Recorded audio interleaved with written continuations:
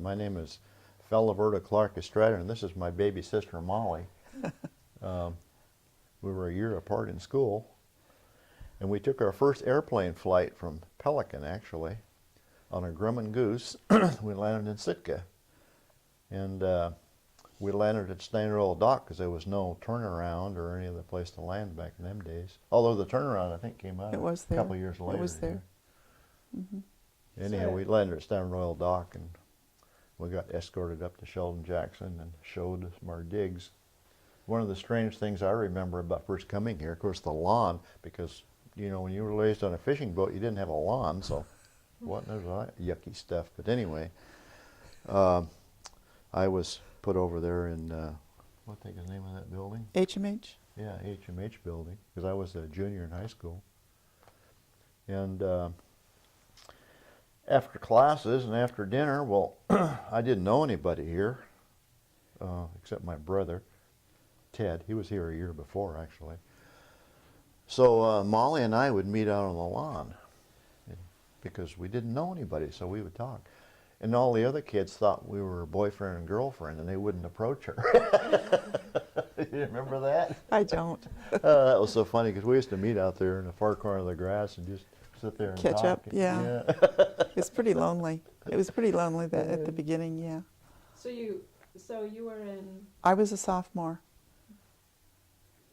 And so tell me a little bit about were you born in Pelican? So tell me a little about where you were born, where you're from, and what? family. Yeah. Well, I'll tell you.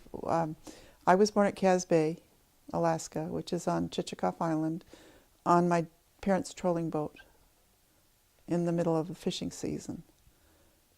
And yeah. 16th of July, don't tell anybody. Yeah. I won't tell the year. 1939. And we actually went to school in Douglas, Alaska. In those days, they had their own school. Since then, they've consolidated with Juneau. So we spent our summers on the fishing ground in Elfin Cove, and we moved to a place called Bingham Cove on Yukobi Island when the summer I think I was 9 years old, and lived on a little island in the center of Bingham Cove. And my mother took in laundry for the fishermen. And that was how we spent our summers. It was a lot of hard work because we hauled water and heated water and washed the clothes and hung them to dry. Cut wood. And cut wood. And my mother, and this was for fishermen, we mended the clothes, sewed buttons on and did repairs. And so it was hard work. Oh, and we smoked a lot of fish. And we too. did. We put up fish. But when we got our chores done, we could play. And that was the fun part of living out there, because we would manage to get our chores done fairly early in the day, you know, early afternoon. So we had the rest of the day to play. And it was a great way to grow up. It was hard work, but it was just a great way to grow up. So you were born on a boat? Yes. Yep. So, and you were how many kids in your family? I'm the youngest of 5. The others actually made it to the hospital. My parents didn't make it to the hospital. They were headed for Sitka, is what I was told. Wow. So anyway. Just a little earlier than Yeah, expected. yeah. So anyway, that's my beginnings. So the island in Bingham Cove, it didn't have a name? No, it was, too small. no, it was just like, you know, little, it was just really little. But I think the reason that our parents chose that place to camp is because it's bear country, and it was safe on the island. And your father fished? Yes. So he would be out trolling? He would be out trolling he was a day fisherman, yeah. And come home at night? Mm-hmm. So did your family build the house that? We didn't live in a house. We put a tent up. We had a wall tent. Army tent. It was a great big old army tent they had found. I don't know where they found it, or got Probably somehow. bought it from Sears. You could buy anything from Sears in them days, even houses and cars. And it was, it had walls, and they put walls in it, and we were quite comfortable. So the laundry, that was a big stove, or was it a fire, or was it a? The laundry you have was. no idea. Okay, do you want the details of the laundry? Okay. Yes. Okay, so what it was Wish is we had you know what ringer washers are, or yeah. Or the ringer? The ringer kind. Well, she had one of those, and My dad fixed up some sort of a little motor for it, so that she could run, and it used gasoline or something. Gasoline. Yeah, and so that did it. But we had to haul the water from across the bay. So we had what we called a water scow, it was a big dory with barrels in it, and that was our job. We'd take it and we sculled it. You know what sculling is? It's you put the oar in the back and go back and forth. Well, we managed, because it was pretty big. We put 2 slots in it, and we had 2 oars, and we could do it with 2 oars, and we could go a little faster. Twin screws. Anyway, so that was our job, and we did that more than once a day. We'd go across, and then in the little creek over there, we put this hose and these, so we could bring it down to high tide or low tide, and the water would just run through the hose into the buckets. It was pretty primitive, but it worked. Wow. So we did that. We had to do that, and then we also had to heat the water, which meant we had to get the wood, which was logs that we'd pull in, and we had a couple of rowboats, those old lapstick rowboats that really rowed well, and hauled the logs in, hauled them up on the beach, jacked them up, sawed. And we figured it out. We had to cut 18 blocks a day to keep that fire going. With the 2-man crosscut We had, saw. yeah. And we all did it. We all worked took together. turns, yeah.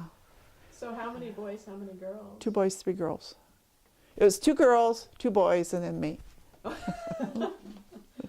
And the 2 older girls, the 2 older sisters, they did like the cooking and that kind of stuff, and some of the outside work, but they did most of the cooking because my mom did the laundry. That was because there was, back in those days, that was like the heyday, and there would be 100 boats in the harbor. At Bingham Cove. In Bingham Cove in Yeah. the height of Yeah, the summer. 2 or 3 fish bars there. Yeah. Yeah, the So, old we weren't the old lonely. lone fisherman was an old fish packer from out of Sitka, actually. It was Sonny's dad. Clarence Moy. No, it was his Oh, it was grandfather. His grandfather. And then, And then- Sonny's father had the Phoenix Second, but that was a little later. But we were in Bingham. Yeah, and then there was a guy from Juneau. It was the Fern Second. And then there was Gil Bixby on the Elfin Elfin Second, Second. which we later We worked worked on for. later on. We Later. worked on it, both of us, Yeah. including my brother. In fact, So- we ran the boats there by ourselves a lot. Mm-hmm. The fish packer, from Elfin Cove to Bingham or Deer, Deer Harbor, Harbor, and every then go day. into Pelican. Yeah, we made this circuit. And how old were you when you did that? Oh, 16, Mm-hmm. 17. We're still going to school here. So your earliest memories were at Bingham Cove? Oh, no, We lived in no. Elfin Cove in the summertime until, from the time In- I was like 2, Yeah. 1 or Well, 2. actually, I'll tell you something different than that. We lived in Port Alexander before that until I was 4, so that would have been 1941. So I was 2. And we moved to Juneau. Douglas. No, we were actually in Juneau. you We okay? stayed in the boat harbor. Oh. Stayed in the small boat harbor in Juneau because my sisters had to go to school. My 2 older sisters had to go to school. In Douglas, No, this was in Juneau. in Juneau. Yeah, the first year. And then we found a home over in Douglas on the Douglas side. And that's when we started going to Douglas. Wow. So where did your parents come from? Well, my father Yeah. was born in Colorado, a place called Magoti in the San Luis Valley. And he was born in 1891, so he's a little older when I was born. Yeah. And my mother came from, she was born in Camano Island in Washington. There's no town there then in Camino Island. Yeah, she actually grew up, well, we call her hometown Anacortes, so her family's in Anacortes. Mm-hmm. So where was she from? Camino Island? Camino, Camino Island, yeah. C-A. Starts with a C. And that's In Washington, in Washington? northwest. Like in Just, Puget Sound? just Yeah, inside, no, it's well, just San inside Juan- of Whidbey Island. San Juan Islands. okay. Mm-hmm. Wow. And how did they meet? Fishing, catch a can. My dad came up, and the first place he lived was it Kasan? You know, one of those questions that you asked, of course, first of all, I was born in Wrangell, but that's no biggie because it was a fishing community. But he came up on a fish tender, and he lived in Rose Inlet, but he got away from that, and he moved in with the natives on, I thought it was Kasan. it wasn't Kasan, it was on Long Island. But he lived with a family down there below wasn't Long Island. But there was another town there below that area, which is not around today. And he lived with a family, and one of the daughters became the wife of Dr. Sobolov. It was Genevieve. And he lived with her family back in the, right after the turn of the century. And that was kind of how we got acquainted with the presbytery, actually, was through him. Through your father. Father, because he knew this, because she was a little girl then, but eventually they grew up and they met again in Juneau. Oh. And Dr. Sobolov, he was the preacher at the Memorial, what was it? Memorial Presbyterian Church in Juneau. Yeah. Right over on 9th Street, I think it was just across the bridge It from was it. just right across the bridge, Yeah, yeah. because we could hear the bells ringing on Sunday morning, so we used to run over there and get there to go on time. So had your, so what was your parents' backgrounds? Like was your father, was that like ranching or? what They kind were of- farmers, Farmers yeah. and sheep herders. I Yeah. don't think he And- talked too much about herding sheep. They were, Herding sheep, but that's what they did. But I was- and farming. I was named after his, one of his teachers. Her name was Molly Clements. And she was the teacher that went through the San Luis Valley and taught the Spanish kids how to speak English. And apparently he made an impression on, or she made an impression on him, because that's who I was named after. Huh. That's why I have an Irish name. He spoke good English. Yeah, So, but he was raised in a Spanish-speaking family. yeah, Oh yeah. yeah. Oh, he spoke Spanish better than he did English. Yeah. In fact, as he got older, when he was in the pioneer home here, he reverted back to his native language. Yeah. So is his family They're all from from Spain, is what they say. We tried to do a search, and there's a place near Santiago, Spain, that they think that his family came from. So his family were immigrants. Hmm. Oh yeah, about 3 generations A couple before. of generations Oh, back, they- not direct, but they were still No. Spanish speaking. Yeah. We don't. Yeah. Well, in that part of the country, that's what they did. Uh-huh. I mean, they all kind of got together because And they still They all do. speak I Spanish. went to visit. I've been there a couple times to Magoti, and there's still a huge influence. Yeah. So his family might have come over in, We don't know where or how like, or when. When Colorado maybe his was great-great-grandfather or somebody. Encarnacion was our great-grandfather, and he apparently is the one that migrated, is what we've been able to find out.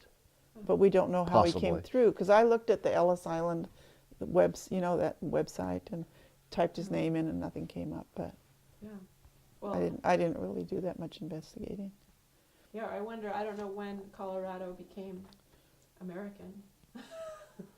Is that a possibility, that it was back Well, I understand they came up from New Mexico. colonial? They actually started out In New Mexico. in New Mexico, and they were trying to populate Colorado. So he was one of the I think there was like 7 families. They got to move up there and kind of populate the place. Wow, neat. And they did, because he was one of 13 kids. 13 or 14. But who's counting? And he made it to the ocean. He was the one that left home at a really young age, and he was a young teenager, 13, 14, and left home and made his way to the coast, and then on up to Alaska. Well, he ran away from home and he got caught and sent back. And next time he made sure he didn't get caught. But instead of, I don't know what direction he went the first time, but the second time he headed down into New Mexico. And I guess he worked as a rancher and cowboy, whatever he could. And then he started heading west. But he didn't say much about that trip that I know of. He did work on the railroads. They were building railroads and he worked in some of the mines. I don't know. Yeah, he hurt himself in one of the mines somewhere, but I don't know which one. Hurt his knees. His knees got run over. His legs got run over by an ore cart, is what. And so he had he called it rheumatism. In his Wow. yeah, but then when World War I came around, he wasn't able to enlist because of that. Wow. So But he spent a lot of, he even was on some of these halibut schooners that went up to Russia. Yeah, and then one day he got on a freighter because he wanted to go to Los Angeles from San Francisco, and it was pointing that direction. But the boat took off and made a big U-turn, and he wound up in Russia, in Vladivostok. Working aboard a boat. It was on it was a small freighter. You know, the freighters back in them days were pretty seedy. And they were coal fed. Yeah, he had Because to that's shovel what his coal. job. Shovel coal into the boilers. He said there was two sides to the town. There was one side on the one side of the river and one side on the other, and they didn't know where they were. Nobody would tell them until after they got back on the ship or heading west or heading back to U.S. Wow. So he knew he was in Russia because people were speaking Russian? No, they didn't know until after they left. Then the captain told them where they were. Wow. And then how did he meet your, or how did your mother end up in Alaska? Her parents came up to fish. And I think that my dad was 24 years older than my mother, and he was friends with our grandfather. I think that's how they met. And interesting little tidbit I'll just throw in. It's got nothing to do with this, but our grandfather, my mother's father, his name was William Perkins. He was a friend of Harry Race. We've got pictures Oh yeah, we do. of them together. And one day I took this picture down to the Pioneer Zone because I used to work there, and I took it to Bob DeArmond, and I says, I need you to authenticate this picture. Is this Harry Race? He says, Fel, this picture was taken 20 years before I knew him. But that is him. So that we got my mother, my grandmother, Harry Race, and my grandfather in that picture Yeah. Wow. of Harry That's Race. funny. In- Yeah. in They're from Sitka or- No, Ketchikan. it was in Ketchikan. Because that's where they Yeah, that's where they fished out of, was Ketchikan. that's where they met actually. My mother and father met in Ketchikan. So, 'Cause and they were they- both fishing? They all at the fished time? together, yeah. Mom was with her parents fishing. And, And he swept her off her feet. yeah, apparently. Because my understanding is that they eloped and were married in Wrangell. Yeah, he rowed over there, snuck aboard. Then they towed their boat out. They had to pull their anchor by hand in them days. Towed their boat out of the harbor. So then they started these old engines that went kaput, kaput, Yeah, or those, went put, put, put. You know, they're really loud in them days, and they shot water about 6 feet off the side, you know. And that's the way they did it. And they went over to Wrangell and got married. So they were anchored up in Ketchikan. We don't know the exact place Uh-huh. where they eloped was. And so he got her on his boat. Mm-hmm. Yeah. Things were pretty primitive back in them days. Wow. Well, I mean, your parents were pretty adventurous. They were, yes. Wow. And so your mother's roots were, do you know anything? Well, about her? Grandpa was English, and our grandmother's family were French. She was a real mixed bag. Yeah, she was a lot of everything. But this is how Louis Caillou was the original, the one we know, was a Frenchman, and he came from Kentucky, and he came west to work with the Hudson Bay fur traders, and then when that sort of dissipated, he stayed in the San Juan Islands, and he married an Indian woman, and oh gosh, I can't remember what her name was, and they had one child, and that was Louise. You don't remember? They had one child, and she drowned in a river in British Columbia. And so from that union came, I think it was Louise, and then from Louise Matthews, she married someone named Matthews, and that was the parents of my grandmother, who was Kathleen Matthews, who then had my mother. Huh. So Wow. So you're the all-American family. we are, and so That's then, amazing. and Grandma was, so she was French, and where would the Irish come from? Irish. There was some Irish, and then there's so my mother was a quarter Samish, S-A-M-I-S-H, Indian. So anyway, that's her. Of course, our grandfather, of course, was full-blooded English, so we're quarter English. There's some Like stories from- about him too. He had, my mother was an only child to her mother, but he had other children because my mother has a half sister, or had a half sister, and a half brother that I think we met. I don't remember. I did meet Josephine once, but we never met the half brother. The half-brother died before Mom was born. No, because I have a picture. I know, I've got a picture too. It says, "This is my half-brother Willie, who died before I was born." He died in 1906, and she wasn't born until 1915. So There's another one. I There's have a another picture. one? There's another one that's Oh. a picture of, and I don't remember his name. I have a picture of Josephine and this other man. That's a half brother, and then my mother together. we'll argue about it later. But we Yeah. we won't fight in front of the camera. Wow. So your mother's grandparents were fairly adventurous too, coming up to Alaska to fish. And Well, you know, in those days that wasn't so uncommon. yeah. Hmm. Because one my of the mother's half-sister, who was 15 years older than her, she was born January 1st of 1900. Well, she met some young fellow there on Whidbey Island where they were living by then. And they came to Alaska because he was from up here. Not born and raised here, but he was already established up here. And I think my mother and her family, her mother and father, followed him. Aha. See, that's how they kind of got Right. channeled up here. All right. And Wow. my mother's half-sister lived up in the Unic River out of Ketchikan. Huh. And they had some kind of a logging operation Yeah, they and did. farming and I don't know what all Oh, I else. should have brought that magazine with that story. Huh. We've got, Wow. Yeah. there's old magazine in the old Alaska Sportsman. She sent some letters in and stuff. So where did your family live in the winters? When we were growing up, Yeah. Douglas. So Douglas every winter. Hmm. And Well, it wasn't actually in Douglas. It was right next to the bridge. You know, that We weren't went in across. Douglas town. weren't We in were like a Douglas. mile about, out of town. It was about 3 miles. It was not 3 miles. Right. We used to say we had to walk 5 miles to school, but I drove that when I was an adult, and it was maybe a mile and a half. We used to have- Took us about an hour to walk home, so I always figured at 3 miles an hour. We had an old rusty school bus that half the time was broken down, and we'd managed to walk back and forth pretty often.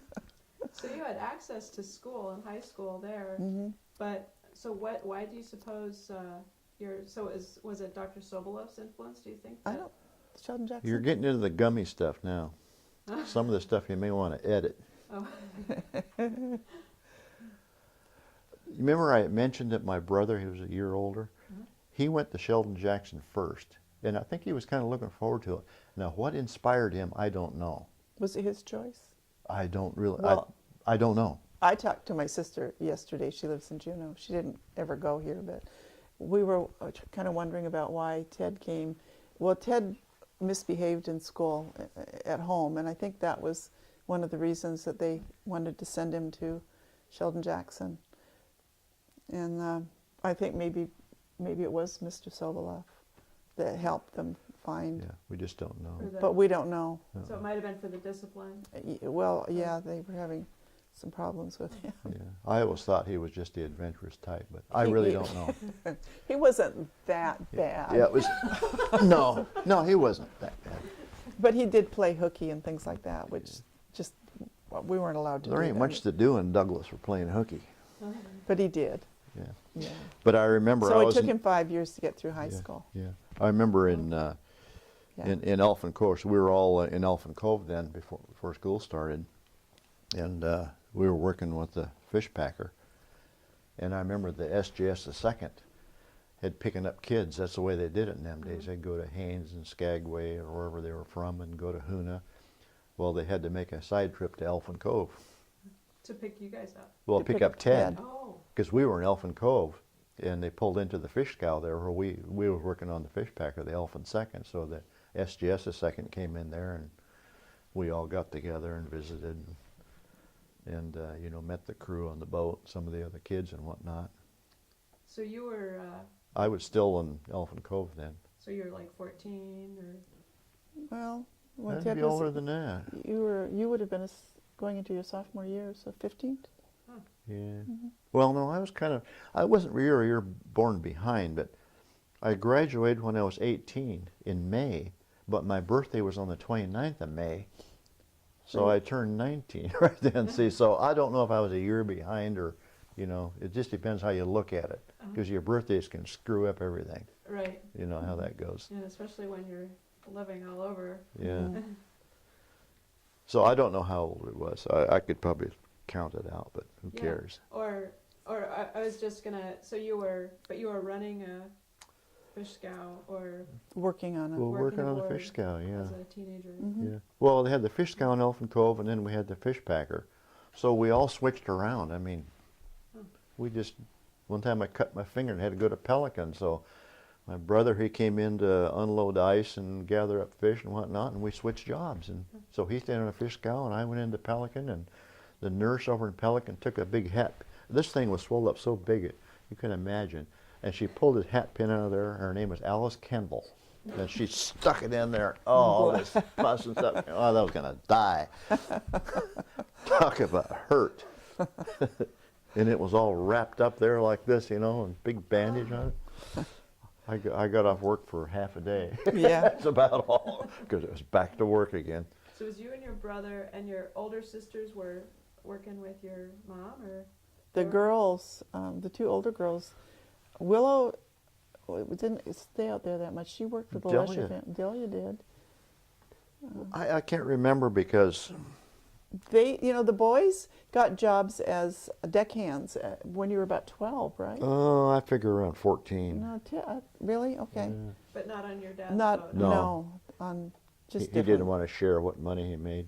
That was his philosophy. You can go work for somebody else and get some of their money. Yeah. Of course, that's. I He guess he didn't never need- heard his synergy. Didn't need our help. What was his boat called? Check, CHECK. That's the boat I was born on.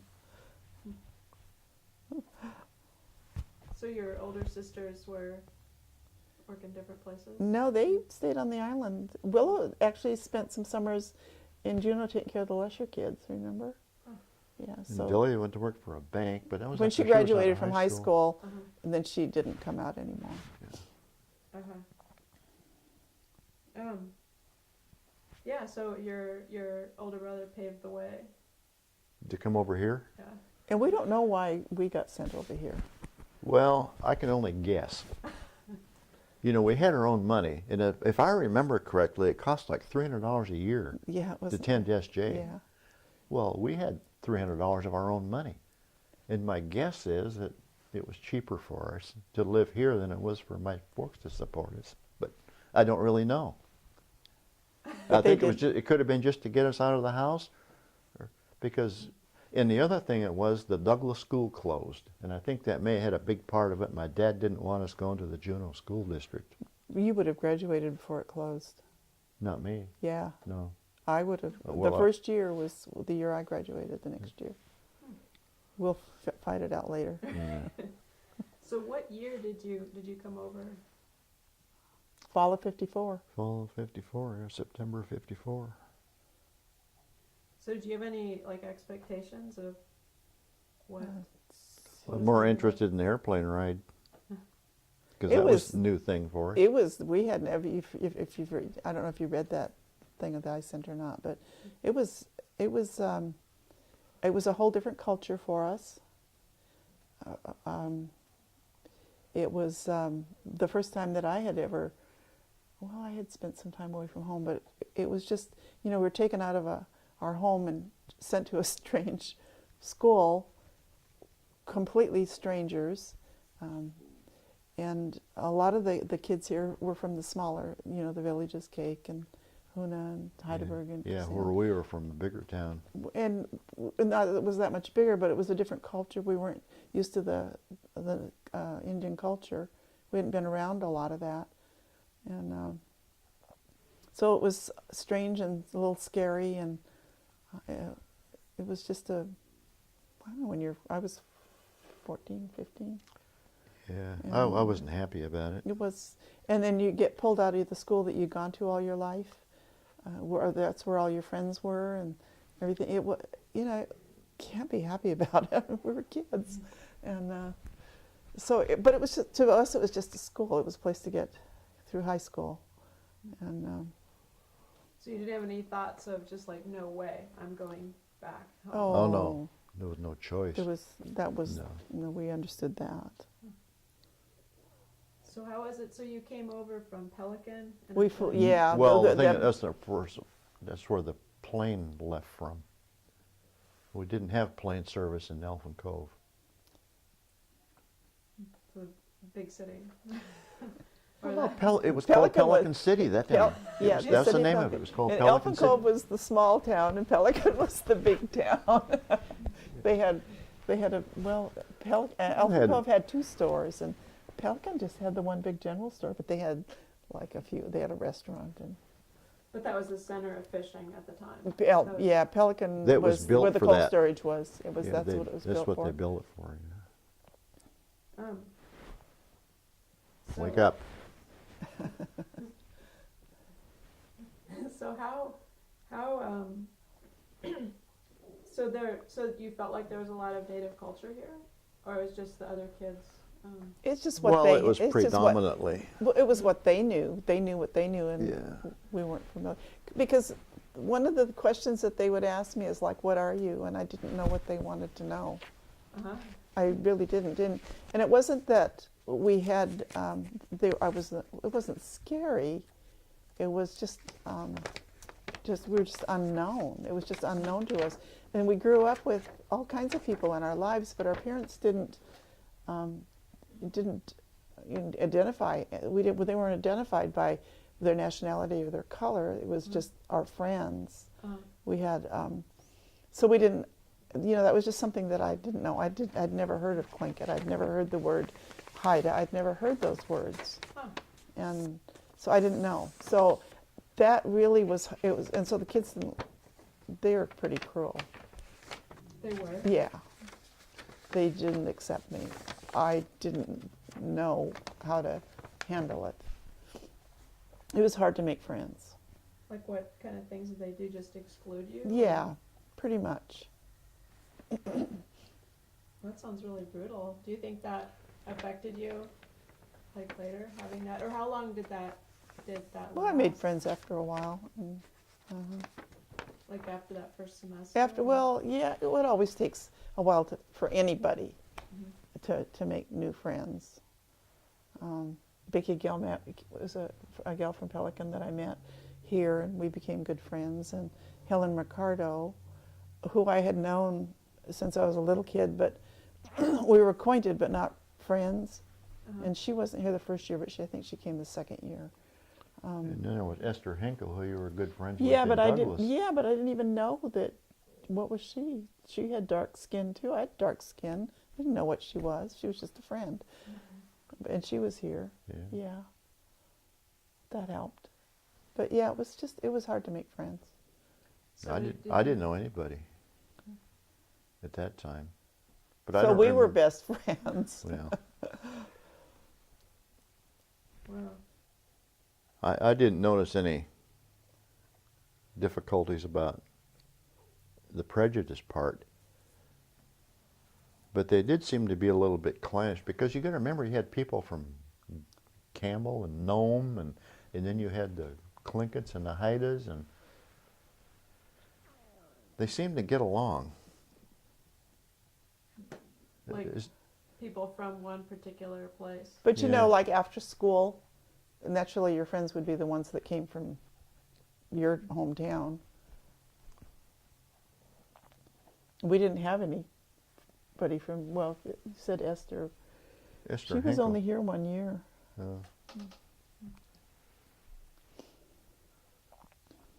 So, and then you were here for 2 years? I was here, yeah, my junior and senior year, yeah. So did it get better by the end of that first year, or were you dreading coming back? Uh, well, you know, you're asking these questions, so I'm going to tell you. When I went to school in Douglas, I took all of the math and science and all the heaviest subjects I could. In fact, I was such a studious person, I did all the book reports for all the basketball team and did all their homework, and I would do it because I needed something to do, and I just loved studying. And I got over here, I'd had everything they taught. In fact, you had to be in junior college before you could take any kind of, well, they didn't offer trig, but algebra and all that stuff. I'd already had it. In geometry. I'd had all that stuff, and they didn't even offer it here. So I was really disappointed in science and all that stuff. So I almost didn't graduate because there wasn't anything else I could take, so they made me take typing. Well, look at my fingers, they're like stubs. You know, I can't play the piano or type. And they had to pass me in typing so I could graduate. So, I mean, it was a big disappointment scholastically. Huh. So why did you come back? I didn't have any choice. My parents just sent me. I guess it's just something you do. You just obey your parents. Wow. Mm-hmm. But that was the big difficulty I had. I was unhappy about that. Uh-huh. I did make some good friends here, though, so that wasn't a problem. Wow. So do you think that affected you, like both of you, like going to a place that was hard, that wasn't your choice, but you? I think that you get what you get out of it, what you put into it, and I think we had learned to make the best of, look for positive things and make the best of the situation. Eventually made good friends. With some of the teachers, I felt like I made really good friends with, well, not like friends like I would, go have coffee with, but some that I really liked. Miss Fraser she wasn't the teacher, she was the cook, and she kind of took me under her wing, and then there was another one. I think she was an English teacher. Her name was Helma Harkala, and my senior year I was behind. We were during our growing up years, we would get to school late in the season because we fished, and we always left before school was out, and so I was behind in English, and I was having a lot of trouble. And she said if I would make the decision to come to her after school, she would help me to catch up. Oh. And that was after I'd had a big fight with her about something. Can't remember what it was, but I remember telling her, "You're the teacher. You're supposed to teach me." And that was when she said that she would, and I did. I went to her class. I went to her classroom after school, I think a couple days a week, until I was caught up, and she became like one of my favorite teachers ever. Yeah. So she was the English teacher? I think she was the English teacher. I can't remember. But it had to be because it was English that I was behind in. So, yeah. So do you, it sounds like it was a little bit sink or swim here, or no? I don't know. You had to we had to kind of make, yeah. I think we just went with the flow. Yeah. Whatever. Yeah. But I remember my history teacher. I don't know if I should tell you his name because nobody ever failed his class. Everybody got A's. Who was that? His name was Frank Latta. No, I there was never- 2 Lattas. There was 2 Lattas. Yeah. Well, the history teacher I remember was John Borbridge. Oh, I never had him. I had him for gym 1 year. Yeah. No, he was only here that 1 year. I don't think he ever came back after that. It was. But he taught history about the Indian culture because I think he was probably Indian anyway. Probably. And he taught a lot about the Indian culture, and mostly about down here because it didn't affect anything up north. Huh. So I remember learning a lot about that. There was another aspect to our life, though, besides the academics. Uh-huh. When we first came to town, the building, I don't know what it is called now, but it was the Yaw building, which was to become a classroom and library, was It's still unfinished. the Yaw building, isn't it? Mm-hmm. Yeah. I don't know. Well, anyway, we came in here and I found out we had to work. Yeah. Had to 10 work 10 after hours a week. school, and you had to work on Saturdays till noon, Mm-hmm. unless you went hunting or something. But anyway, so we got into that building, and it was all the studs were up, and we had to wire it. Well, everything was done commercially, you know, all the wiring was in conduit. We didn't have gloves, we didn't have eye protection, our hands were sore, and then afterwards, when it was done, we had to, you didn't have zip guns like we got now. We had to put the sheetrock up, and you had to put these nails in there with the hollowed head. We had to do all this, and all the taping and mudding. It was a lot of work, and there was no protection from the scaffolding or anything. I mean, it was, and you know, we worked in the sawmill, which is a lot of fun because that was a little more around machinery and logs and stuff. And there was no ear protection and no eye protection. There was no gloves.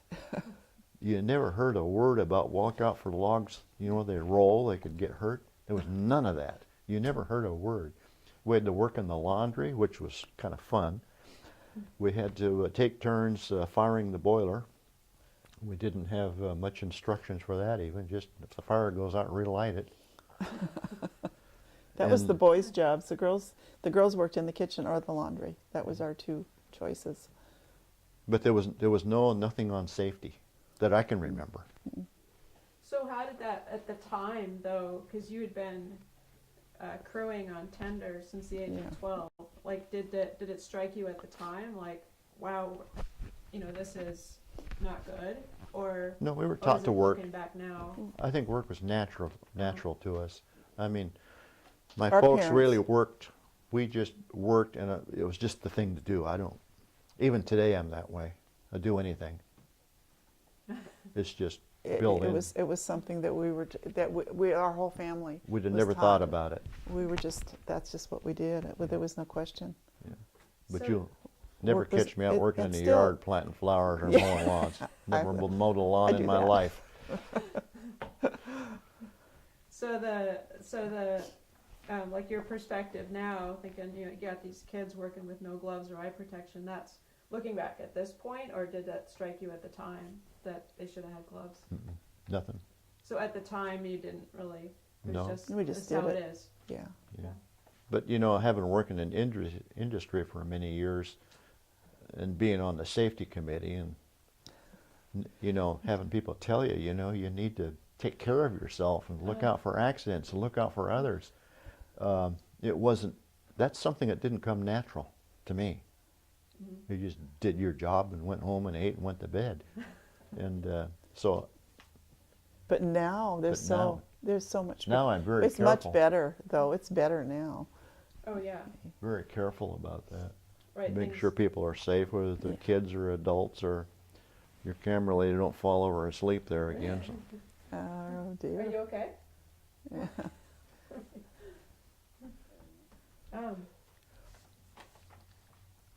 Yeah. So did you end up? Was Miss Whitmore here then? Yes. The second year. She wasn't here the first year. Who was here? I don't remember. But I remember that I because don't. everybody talked about Miss Whitmore. Oh, you know, And she was took in Egypt or She somewhere. yeah, she went to Egypt for a year to Yeah. teach. I remember that. Yeah. She was a wonderful Yeah. teacher. She was just so full of all kinds of information. She was so willing to share and help, and yeah. Was she able to come up with stuff that you hadn't had before, or? Was she a history teacher? I had took chemistry from her. Was it chemistry? Yeah. Yeah, we took whatever they gave us, and it worked all right. There was a place over in the next building there. I can't remember what the name you said it was. No. HMH? HMH, yeah. HMH building.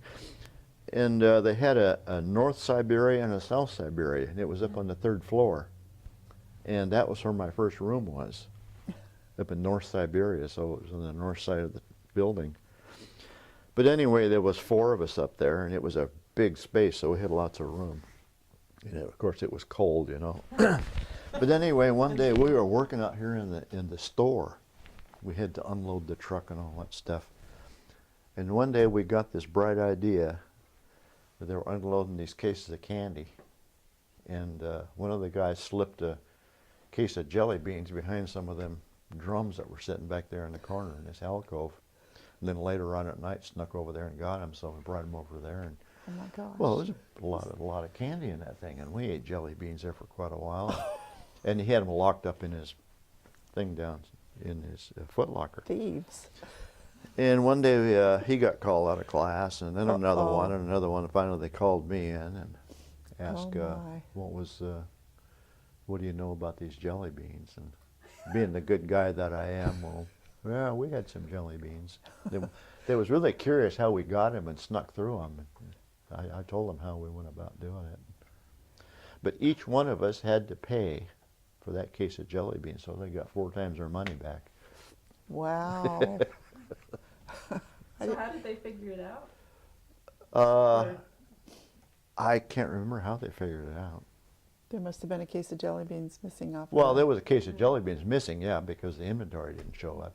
Well, And they didn't- figured out who was unloading the truck. So. Oh, that's funny. This is the first time I've heard this story. Oh. What do you know about jelly beans? Yeah, it was me and Eddie Gallatin, Fred, what's his name? Olson, and Monty Wilson. No, not Monty, the other one. Laval. Laval Wilson, yeah. So that was because you were the older boys in Siberia? Well, it wasn't the age, it was the class you were in. Oh. Oh, no, you mean Siberia? Yeah. Oh, it's just because there was room and maybe we're the latest newcomers. Uh-huh. I'm just guessing that's it. Were there very many junior college kids here then? Where did they stay? Well, Gil, he stayed at home. Bobby Yeah. Denzel stayed at home. Yeah. Um, But there were a few, maybe a dozen. yeah, they stayed in the dorm. Yeah. They stayed in the dorms. Okay. So it wasn't a big program at that time? Yeah, so what were some of the real high points of the school? Like, was it mostly like just your friends or? Just wait. Oh, I don't remember any high points. Well, I liked watching, because we're in Sitka, Uh-huh. watching the A and B and the games, the basketball games, because we favorite had the basketball. gymnasium. we did. Sheldon Jackson had the gymnasium there. Not the one we have now. Oh, no. It was a little tiny It was a thing. little tiny thing, yeah. You had to watch out for the steam pipes around the end. But yeah, and we got to watch Herbie Diedrichson and Mo Johnson and them guys play. And one time they had the Harlem Globetrotters came through. Remember that? Were they on campus? I think we watched them over at the other one over here on Bjorka or whatever that gym was. The over old, there. the old Sitka High School Yeah. gym. Wow. Yeah. I remember that. It was interesting watching those basketball games. But as far as high school basketball goes, well, of course they had Sitka High and they had Mount Edgecombe and then they had Sheldon Jackson. But they weren't as exciting as the other ones are. But I don't remember any real highlights. One time we went to we weren't allowed to dance, of course. Went to this Halloween party, and lo and behold, Molly and I dressed up as twins. I don't remember that either. Well, I used your clothes. We had scarves on, lipstick. I don't know where you got the lipstick. We could have passed for twins in those days. Yeah. Yeah. Wow, yeah, that's so cute. So, and you went 3 years? I did go 3 years, yeah. Um, I just got through school. And so what did you do after that? Did you go to college? or Oh, well, no, I met my husband here. At the school? Yeah. Oh. Well, so Gil, he was a junior. I knew him for 2 years before I dated him. He was, and then we dated for a year, and then we were married. Like right after you graduated? Right after I graduated. Yeah, that next fall. So, yeah, 44 years. 44 good years. Yeah. Wow. Well, that's great. So that's one good thing about Oh this yeah, that was a good thing. I did go to college for 1 year, though. Well, actually, it was a half a year. Yeah. I went to. You went to. It was called the State College of Washington in Pullman. I think they changed it to Washington Washington State College. yeah. But That's where anyway, Washington State. yeah, me and one of the That's boys from awesome. Huna that I became good friends with, who we went there. Eddie? No, No, it was Butter. Butter. Yeah. What was his real name? George Grant. But it's an interesting thing. Of course, I took engineering because I liked all this math and science and all that stuff, and I learned a lot out of that. And of course, back in them days, you had to take ROTC, you know, Reserve Officers Training Corps. You had to. Oh yeah, it was. So I took Air Force ROTC. But every once in a while, if I was out of a job or something, I'd go shop around and I'd fill out all this stuff. And they says, I see you've had some engineering. Would you like to work in our power plant? Oh, okay. I've got all kinds of jobs that way. Just that one little bit has really sucked me in. Maybe it's because even in the Army, when I got drafted in 1960, and they picked me out and tried to get me to go to officer training school. Mm-hmm. And because of that. And the only catch was he had to sign up for 3 years. And I said, I ain't staying in this place for 3 years. There's no way. I probably should have, because it would have been a good thing too. You learn all kinds of good stuff when you go to school. So this just shows my ignorance. What war was going on in 1960? None. There was nothing going on. There were No. no conflicts. No? That was before the... It was the draft. They drafted... They it was drafted just people in them days. everybody. All Yeah. the men were drafted. Wow. If they didn't join up on their own. Yeah. Mm-hmm. Just to serve wherever. And it's a funny thing, you know, just going just maybe off the score a little bit, but we wound up in Seattle and my brother was there, so I had to go to work somewhere, you know, until spring rolled around because it was only a couple months away. I went to Boeing's and signed up there. You went to college, huh? So they stuck me in this really neat place, you know, making templates, you know, because I could read blueprints. But anyway, before I hired on, one of the things they did, they had to, even in them days, they did a security check. And you had to be thumbprinted, or what do you call it, fingerprinted. And it's just like when we went down, we had to go through customs to get out of Alaska into the United States. We were a territory then. Yeah. So when I got drafted, and they, you know, stick your thumb, you spent time in prison, huh? I says, what? They said, you ever been in jail? I says, no. And I says, how do you know about this fingerprinting then? And I said, well, it must have been when I worked at Boeing's, because in them days you had to be fingerprinted. Oh, I see. Yeah. And the first thing they thought about I was a criminal. So you've worked at, so you were working at the mill then? And Oh, no, I didn't start in the mill until 66. So after you graduated, you went back to fishing and... Yeah, fishing and goofing off. A lot of goofing off. Got to do it sometime. Yeah, that's the fun part. But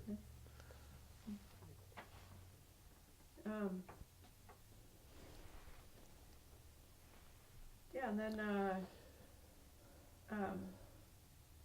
so do you remember much about the like religious atmosphere here? So you went to church and We had to go Douglas, to church. and then here. Well, when we were growing up, we went pretty sporadically, but we did go to the Presbyterian church there.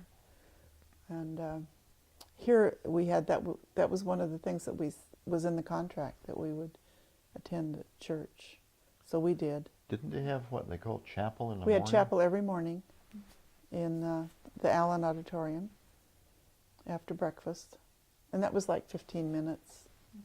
Yeah. It was just, they would like read a scripture and have a prayer. And that was pretty much it. Went to the Presbyterian church, which was right down here until... Where the library is. Yeah, it's gone. So the whole school would Everybody walk went, down there Oh, every yeah. morning. Mhm. Oh, yeah. Well, we didn't have to do it rank and file. Was there an evening service somewhere we had to go to? Yeah, but I think that was at Allen Auditorium. Yeah. But I don't remember, was it a midweek or was it Sunday night? Sunday night, I think. And I don't remember who the pastor was in those days. It seemed like there was it was a visiting pastor. I don't think there was I don't think there was a permanent pastor until Gavin came. I don't remember Gavin at all. I know he was here. Oh, I remember that Dr. Sobolev came over from Really? time to time from Sitka or from Juneau. That I don't remember. But we had, and I do remember that we would have what they called a spiritual emphasis week. And there would be a visiting pastor, and sometimes a pastor and his wife would come from somewhere else. And we would have a week, and it would be every evening that we would, yeah. Just regular school in the daytime and then Yeah. Another aspect of all this, back in them days, they owned the Princeton Hall, as well as the SJS, the second. But when we were kids after the war, and they gave the boat back to the school, they painted it all up and dolled it up, and they would take this boat around and go to all the villages. And they used to come into Elfin Cove, and they'd have, I don't know, there must have been a dozen of us kids there living in Elfin Cove at Yeah. that time, before we moved to Bingham. And they'd hold like Sunday school Little Sunday school classes classes, or yeah. vacation Bible school, whatever it was. And it was really neat. I really enjoyed that. I remember going down and sitting on that boat. It was pretty cool. We Yeah. were really little because we left Elfin Cove when I was 9, so I was still pretty little. Yeah, because Pretty I was fancy I was boat. 8 when the war was over, so they still had to be after I was 8. So. wow. So that was pretty. So it was just a really neat boat. Yeah, Oh yeah, it's still around. Yeah. yeah. It was just kind of a fun thing for us to do. I'm not sure that the lessons that we learned were anything different than we got in, it was kind of a Sunday school sort of thing. Yeah, Just something different. yeah. It was kind of neat. So the religion wasn't really like striking, or it was just kind of there. I don't think it stuck, at least at that time. I was thinking here at the school, it didn't seem like really religious. It was just. I think that the first year when Mr. Worcester was here, he was the president. I think that there was more emphasis on Christianity at that point. That was the first year I was here. Was he still here when you graduated, or was it Armstrong? I think he was. No, it wasn't Armstrong. So he was still here when you graduated, and I think there was more emphasis then than I think when he left. That sort of became secondary. It was more of a business after that. That's just my looking back at it, and even at that time, thinking that there was less. I think that the president was more social, and he belonged to more clubs and organizations and that kind of thing. And I know I noticed that even when I was a kid. So who was the president? After Worcester, I think it was Dr. Armstrong. Yeah. I think fundraising and those kinds of things were more emphasized than So what year did you graduate? 57. Yeah. A lot of transitions, I think, in. And I think that was kind of the beginning of the end. I think things sort of slipped. And you were here on campus for a while, weren't you? Yeah. So even in the 1950s, you felt like it was. Yeah, I just didn't. By the time I graduated, I just didn't feel like it was that was an important part. The religion, or Yeah. so you feel like the religion was what held it together, or. Well, I don't know that. I just think the emphasis. I think it was more. I guess when I first came, I had, and maybe I didn't, but I had thought that this was a Christian organization that ran this school. Apparently it was supposed to be, because it was run by the Presbyterians. And so I guess that's what I thought the emphasis was supposed to be, was on teaching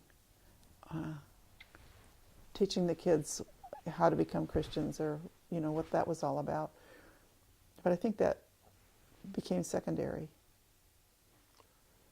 Well, I think in our era or in time, it was more disciplined. The school was more disciplined, and later it became very liberal. Because I remember when I came back here, and there's ashtrays all over the campus. Well, gee, I said, So what is? Huh? When was that you came back? Exactly 10 years later. Yeah.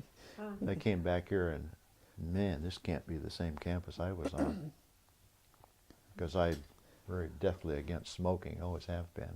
And that's the first thing I noticed. So you feel like that was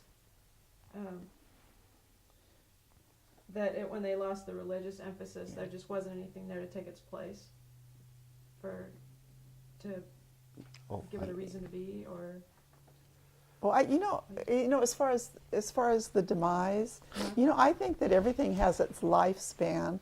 It started out as a place for the was it orphan boys, place, and it was a grade school, and that that was fulfilled, and they didn't do that anymore, and then it became a high school, and then a junior college, and a college, and I think each phase filled its need, and then they disbanded it, and I think that's what happened to the school. I think the need just was no longer there, and that's just my opinion. So even I think it filled its usefulness, and then it was just time. So you feel like even in the late 50s, it was time. It was beginning. Yeah. Mm-hmm. My oldest boy went to school here for part of a year, but he was like us. He was working at a fish hatchery, and he didn't get here on time, so he was quite a ways behind. And he came back, and after 2 weeks, he caught up. He caught up with everything he had to do, and then he was bored. And he said everything was so slow. It just didn't have anything to keep him going. There was no,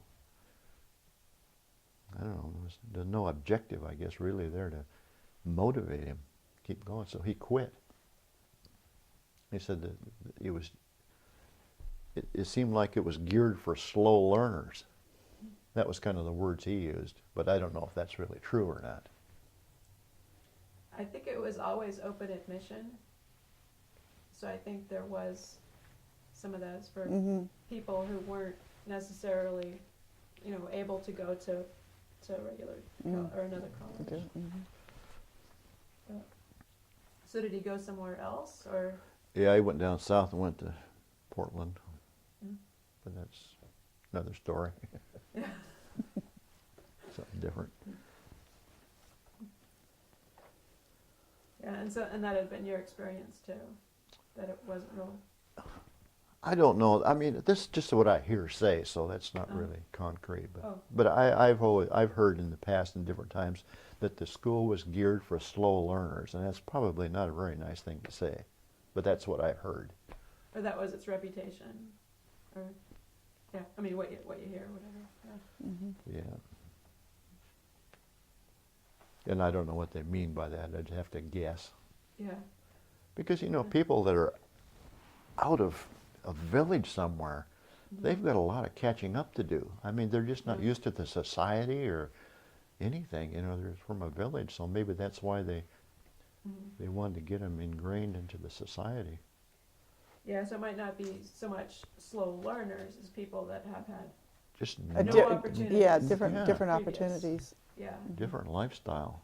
And it's true of a lot of these places, Yeah. So including us. True.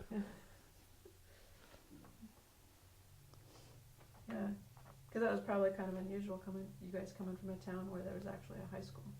Yeah, or two of them. I think that's probably true. I think most of the small schools didn't have high school, or small communities didn't have high schools. Haynes did, and I know there were some kids from Haynes. True. But for the most part. Yeah. Yeah, and this is really interesting. I don't know what else to. Also, so you feel like the college, like it had already kind of filled its function as a school. That's what that's then- just my opinion, but I think so. Like by the college years, it was. Yeah, there was, didn't but really have it might have done better if we'd have had better leadership. It seemed like they were just having a lot of problems finding someone that could actually get in here and run the school financially. I mean, it's a huge responsibility to get enough money to run a school, and it seemed like the spending kind of went far beyond the intake. Yeah. Which That's, is going to create failure eventually. It's going to catch up with you eventually, and I think it did. yeah. But I think it started way back when, in the 60s, early 60s, late 50s. I think that was just the beginning of it, and it just took a long time for it to finally fail. So that combination of not having a real purpose and then not being very good at raising money. Yeah, well, maybe, I don't know about the raising money, but I don't know how the spending went, but you know, because you have to see the actual paperwork, Right. actual numbers In, out. to make that, yeah, to make those decisions. But it just seemed like there was a big turnover in what they call them, presidents. There was a big turnover. It was constant, and no one ever stayed very long. So There had to be a good reason for that. Yeah. Yeah, so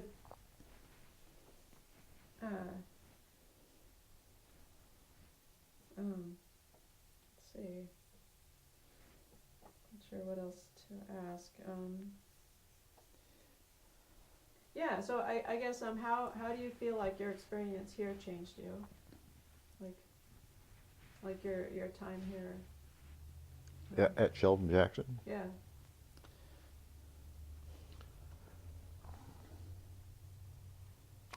I don't know that it actually changed anything, because I went right back to where I was. So. You know, finishing high school was... My dad was very insistent that us kids get our education, period. That was...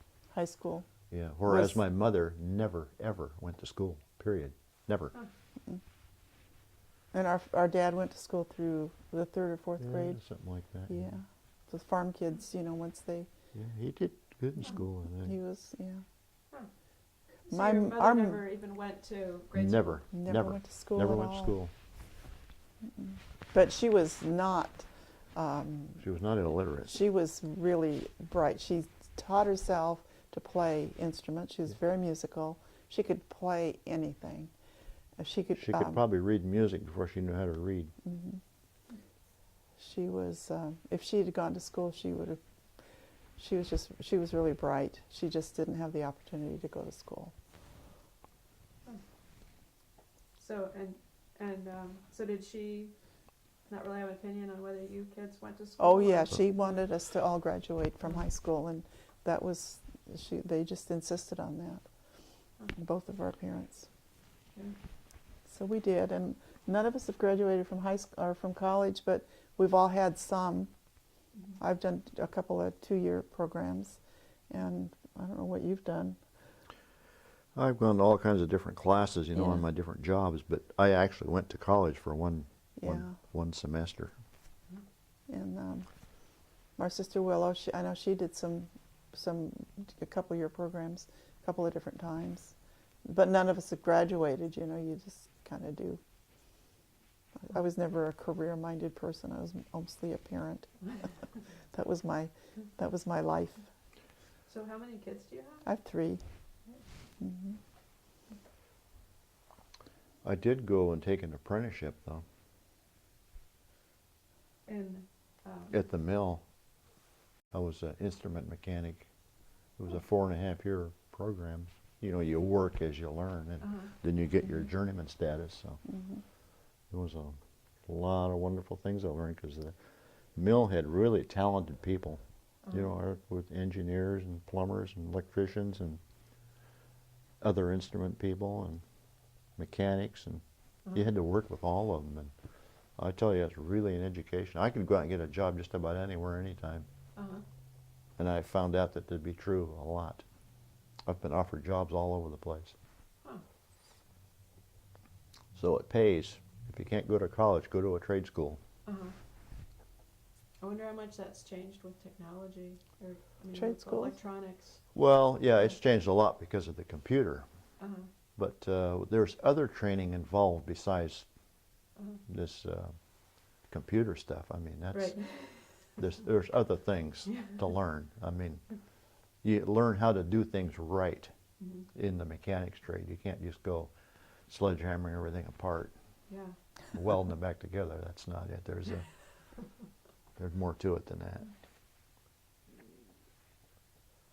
Do you feel like SJ changed you, or? I don't know that it changed me. I think, when you're growing up, you grow up. I was just wondering if it had an effect, like when you came here and you're alone and the other kids aren't friendly, whether that made you. I think it made More me a cautious. little more sympathetic. Oh. Or empathetic. I just feel like everybody, everybody's the same and everybody has value, and there's, nobody should. Loneliness isn't a bad thing either. It kind of makes you self-sufficient, and. But we did grow up in a pretty strong. Our family was a pretty strong family as far as independence and hard work and self-sufficiency, and how to take care of ourselves and how to survive. That we were taught by our parents, and we still have that. Wow, neat. A good work ethic.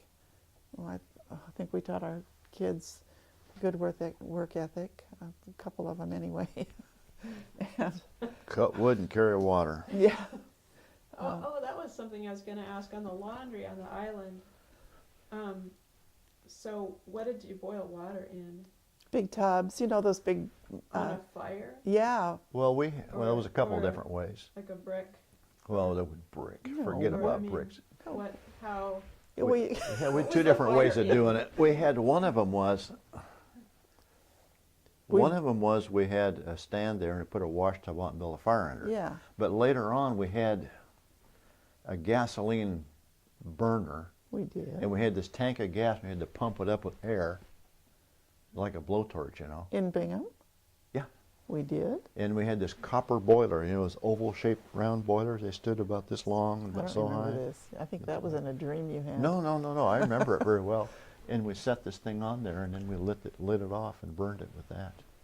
Really? Yeah, I remember that. Oh, okay. So, but the wood was for just a fire on the ground. It was on the ground. Yeah, it had rocks with bricks. Yeah, we kind of built a thing around it. We Bricks. didn't have bricks, we had rocks. There's no bricks on boats. Or on islands. Wow. So how long did your parents fish? Did they finally retire? Or Well, our parents were divorced in 1960, 1958. And so my mother left, and actually my mother left in January of 1958 and went back to her home in Anacortes. And my dad fished again until when? I don't know. I couldn't tell you. He fished a few more years. And He was still fishing when I was in the Army when I got back. But that would have been in '62, so I don't know what happened after that. Ted could tell you more because he was Yeah. out there. He fished out of Elfin Cove, and in the wintertime he would go to Juneau, stay with my sister, maybe. Yeah. I didn't have a lot of contact with him after I was married. well, He wound up over here in the Pioneers home. uh-huh. And then several years later, our mother wound up over here in the Pioneers home. Oh. So they both. So they were together after having been. Oh No, no! no. Oh no! Oh, no. This was. Oh. He was over here, and Oh, I see. He died in he died in. 71. Yes, died on he his died in 80th birthday. '71. He died on his 80th birthday, Yeah, or right, a day before. or yeah. And she died in '06, so several years apart. Uh-huh. No, they never did get back together. Yeah. No, I just not even in No. the Pioneer home. No. No. Wow. Yeah, I don't know if there's anything you want to add about SJ, or so you have. It was just something you did. It was something we had to. Yeah, we had to do it. It wasn't our choice to go there. Yeah. We had to go there. It wasn't that memorable. And it wasn't. It wasn't bad. It wasn't anything special, you know. And I know I just kind of cringe when people ask me, because I hear so many people, you know, with this great love. I don't get it. Yeah. No, it's well, you either hear that or you hear like about, you know, people's grandmothers having soap, you know. Oh yeah, we did. So you hear either like really Yeah. positive or really negative. Yeah. So Yeah. Well, I later. don't have any horror stories. Later on, of course, maybe I have selective memory, but later on, we were meeting at Allen Auditorium for church with Trinity Baptist Church was leasing the building or using it, whatever. So anyway, I went there a couple of evening services, and then later on, we started coming earlier on Sunday morning, and they had the Sunday school classes upstairs for the adults. That's the only thing I remember, was we didn't have any kids. But anyhow, I went upstairs there to where those classrooms were upstairs in the auditorium, and I looked around there, and I could not remember a thing, absolutely nothing. It was all foreign to me. And that's where we spent most of our time. In those classrooms. I don't remember anything, nothing, Mm. in them classrooms. so it just wasn't important. I guess. Yeah. Either I wiped it out or something. I couldn't tell you anything about it. It was really eerie. Wow. I remember when we graduated from high school, because I remember the lower part, because we went to chapel there every morning. But the upstairs, nothing. Huh. Absolutely nothing. Just moved on. Yeah. Yeah. Just Wasn't bad, and it wasn't wasn't anything anything great. terribly outstanding, you know. It's just, I don't know. School is school. Did you get the impression it was good for other kids, or was it? I think it was an total opportunity spectrum? because in order to go to high school, you had to go somewhere, and this is a place that you could go, which is yeah, a good most- thing, you yeah. know. If there's no high school in your community, yeah. Yeah. And then for me, as he graduated, I had that last year. My dad, this you can't put on. You have to cut this out. My dad was a drinker, and his drinking got worse and worse. And that last year, this was a good place for me to be. It was not a good place to be at home. So in that sense, yeah, it was a safe place, and so in that sense, yeah, it wasn't a bad place. Being Hope would have been worse. We probably would have killed each other. Oh. We fought a lot. You and your Me and my father, because I was an inch taller than him, and he was really mean. He got really mean in those last years, and I needed to not be there. Yeah. So, but you know, that's kind of. I don't like to say those kinds of things about my parents in a public setting, so I'd like to not have that. Yeah. Yeah. No, that's okay. We can definitely take that out. Yeah, and that was, that's the other thing with the boarding school, the plus and the minus, Yeah. being away from home. And it was safe. We were safe here, and in that sense, that was good. I don't remember anything bad about the food or anything like that, though. Oh, grape jelly. I cannot eat grape jelly to this day. Well, I can't eat a herring to this day. You know, when the March came around, they had the herring come in. Of course, Sitka Cold Storage was around there then, and they scooped up a couple barrels of them, brought it over to the school there, and they cooked them up. And, But we didn't have to eat them. We just didn't- we couldn't. We didn't have to eat them. We just didn't eat. But I don't remember eating them. I think I did. Oh yeah. So you had options. No. No, we didn't have You- choices with you either. Yeah, you ate the other Eat or things. not eat, yeah. Yeah, that and Starve. canned peas. But I don't know why this was grape jelly really inexpensive. Even when I go to a restaurant and they have those little things, I will not eat grape jelly. I don't know why that's stuck in my head. Don't remember that. But I'll tell you one of the good things. You know, they had the bakery, and they used to bake bread. Yes. We could go over there to the kitchen, which was downstairs Down here. You could buy a loaf of bread for what, a dime? Oh, was it that cheap? Dime or a nickel, I forget which. Somewhere's in there. Wow. And you could buy a cube of butter for maybe a nickel. And what we'd do is it'd stick a knife in the end of the loaf and push that butter inside of it there until it all melted. And then all of us guys in the room started eating it. It was good. Oh. They didn't serve coffee them days to us, did they? We had water and milk. Really? Yeah, it's No really coffee? strange because we were raised on coffee. Yeah. We drank coffee all the From the time. time we could drink out of a cup, we Well, had coffee. my mother put mostly milk in it, but you know, canned milk, of course. That's all we had in them days was canned milk. But so Oh yeah, I worked in the kitchen. I could use a cup I of worked in the coffee kitchen right or the now. laundry. But in the laundry in those days, it was we had the big washers, the great big washing machines. But there were no dryers. We had to hang the clothes up to dry. They had a centrifuge. Yeah, they could spin them. You put them in there, and that thing wound up, and then it had a brake on it. You'd stand on that brake to stop it because it would spin all day. And then you take, yeah, you're right. And then we'd hang we them had up to in the hang loft. them up in the loft, and then because of the way they spun the clothes out, they would be so wrinkled. We had to iron clothes. Oh, yeah. Yeah. So did you have those big? We had some for the Drum. sheets and things, but for the shirts and pants and things, we ironed them. There wasn't even a mangle, was there? There was a mangle for the sheets. For the sheets, yeah. Mm-hmm. Who ironed sheets? We did. Pushed it Yeah, through we there. did. I And- don't now. Yeah, Yeah, for some reason. yeah. I liked working in the laundry. I did not care about working in the kitchen, but I liked working in I the don't laundry. remember ever working. I guess I didn't have to work in the kitchen. No, that was a girl's job. I worked Yeah. in the sawmill. That was fun. Yeah. Oh, so what kind of jobs did they use the wood for? I don't know. You I made don't- it. I don't know.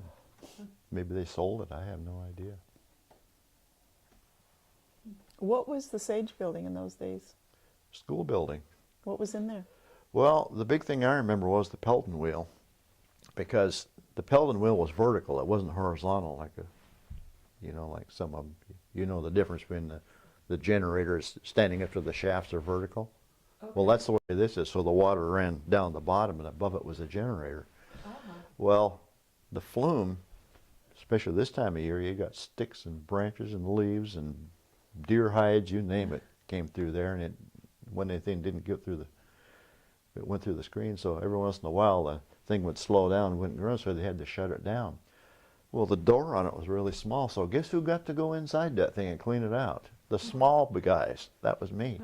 I remember. You and Ed Gallant? Yeah, we'd get in there and clean all the branches and leaves and muck it all out. Then we'd shut the gate and open it up and start the Pelton wheel back up. They had a machine shop in there. They had a carpenter shop where we built things. They had classrooms upstairs. That was and they had a radio up there, and I used to listen to the radio because I don't know why it was there, but there was a radio up there, and we used to listen to the soap opera, The Love Life of Helen Trent. Remember that? Remember that one? I remember that Yeah. one, yeah. We used to listen to that every day, Oh, that's 2 funny. o'clock or so. So when you were doing your work, Yeah, we could listen to the radio. Helen Trent. so the Pelton wheel, was that generating electricity for the whole campus? Oh yeah, well it's still there. I don't know if Yeah. they ever renovated it or not. They want to run it again, but now you have to go through, what's the federal agency that you, FAA? No. that you have to go through to build a dam? Oh, wow.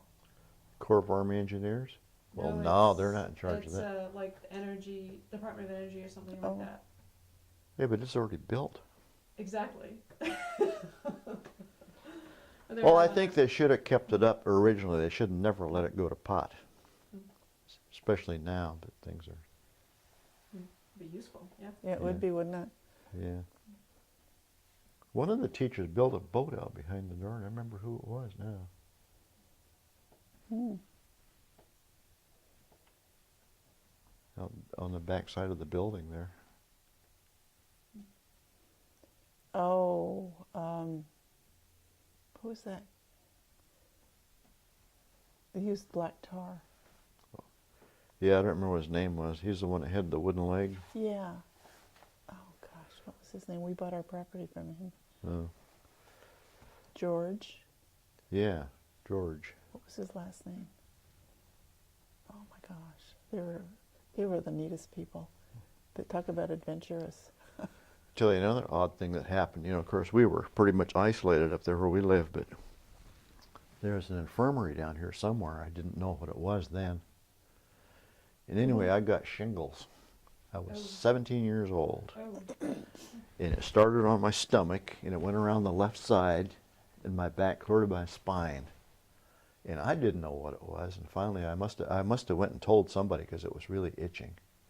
I don't know if I told. We had dorm supervisors then. I can't remember even who it was now. And so they sent me to the infirmary. And they gave me some pink goop to put on there with a cotton swab. And it itched. Oh, it just itched. That's the only thing I can say about it. Exactly 40 years later, I got them again when I was working at the Pioneers Home. Oh my gosh. It was 40 years exactly. Really? Yeah. Yeah, the infirmary building's still there. Doesn't your family Yeah. own that? Yeah. yeah, it's the youth hostel, Yeah. or hostel. Yeah. Yeah, I think that's the only time I was ever in there. I had the mumps. I had to stay in there. Got the mumps in high school. I had to stay in there for a while.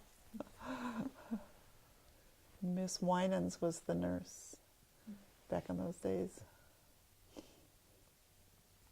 Yeah, I can't remember the people's name. George Prescott. Prescott's, yeah, built that boat. Oh. He used black tar for everything. Anything that wouldn't stick together, he used black tar. I mean, people now they use duct tape. He used black tar on everything. Yeah, I built a hope chest and I gave it to Willow, I think. I think she still She's has it. Oh, neat. Here, or? Yeah. Well, we had to do a project. Oh, neat. Oh, so he was the carpentry He was the instructor. Shop teacher. shop teacher. Yeah. So he knew how to do things other than involving black tar. Well, we didn't use black tar on that, but you know, he gave us some ideas. But see, my He was mother just was real artistic too. Huh. You know, her I actually. have all those little tiny things that she carved out of ivory. Yeah. I have a whole box of little tiny, just little tiny miniature deer and just all kinds of little things. Her and her sister were both artistic, very artistic. So I think we picked up some of, He did. I mean, not the artistic part, He but might the have. craftsman part. Yeah. Yeah. We're crafty people, yeah. I did make a really good friend here. She came, I think the second half of my junior year. Maybe it was second half of my senior year. Her name was Shirley Gilmet. And she was a teacher. She had just graduated from college and she was a teacher. She came here as a home ec teacher. And she came here she came to save the school and make sure that all the kids were saved, became Christians. I mean, that was just who she was. And she befriended several of us, but she and I are still, she lives now, and then she married Gil Truitt. And she is still one of my very best friends. We, in fact, see each other a couple times a week. And that was one of the good things that came from SJ. She was a real encourager for, things get kind of tough when you're a teenager getting ready to graduate from high school and you really don't have a family to fall back on. She was there for me. Oh, that's Yeah. neat. Yeah, well, it's neat that she's still here in town. Yeah, and she's here. And she's my neighbor. Oh, Yeah, we live like 2 houses apart. Oh, downtown? No, I live out on Shelikoff.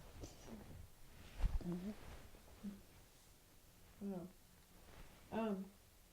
Yeah, I got through all those questions. The Those good, were bad, and pretty- the ugly, huh?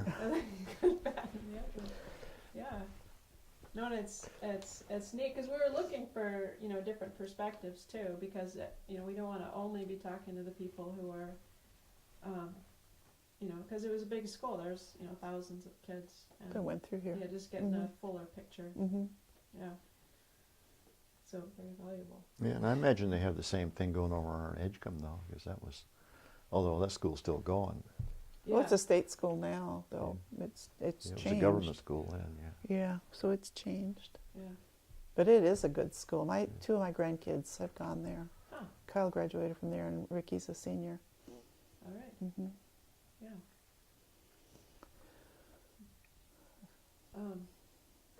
Yeah. I don't know. Did you get everything you wanted? I mean, And more. oh, I mean the whole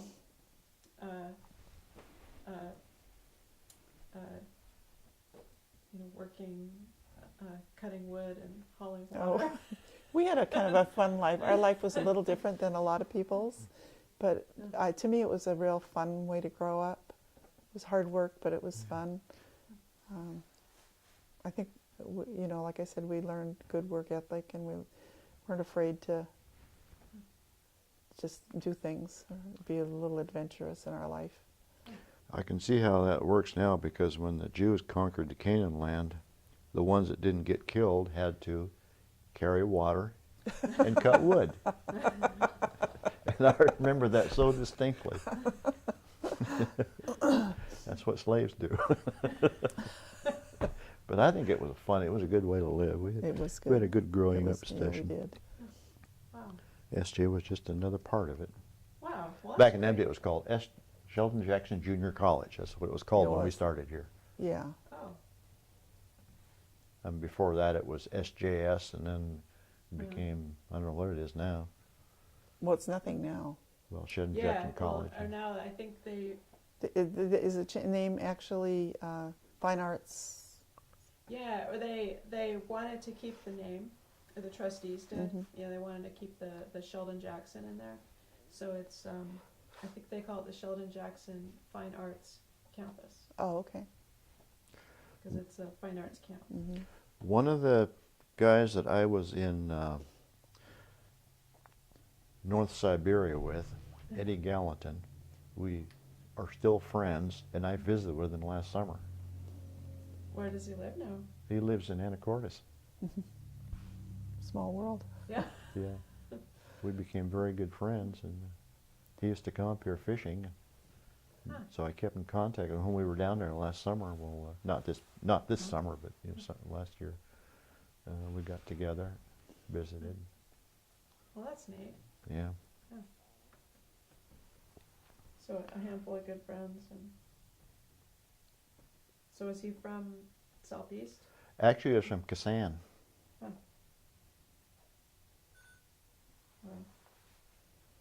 It's interesting. He graduated with Yeah, you. they were classmates, but he graduated with my class because he had some family issue, and he had to take a year off from high school. Isn't that how it happened? Yeah.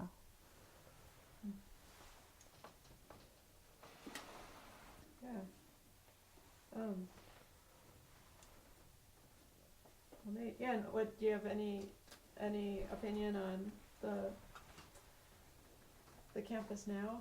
Is it- I just wish them the best success. It's a lot of work, and I think that they've just done marvelous things with the campus. I know it's a lot of hard work, lots and lots of volunteer hours, and I just hope it goes well. I like seeing the buildings worked on and campus kept up, and I use the gym primarily, and so I know those people better than I know the rest of what's going on, but I would just like to see them succeed. Yeah. And just keep going. Yeah, it seems like so far so good. Hmm. Yeah. Yeah. I like to see. I'm just so glad that just somebody just came in and said we're going to do it, Uh-huh. and is not looking for anything except the hard work. That's kind of a good thing. You know, they're not dependent on. I know they're doing grants and things like that, but yeah. they're not. You know, they're just getting in and rolling up their sleeves, and Uh-huh. I think that's a good thing, and I think that's how you succeed. Yep. No whining. No whining. Yeah, you're right. Well, super.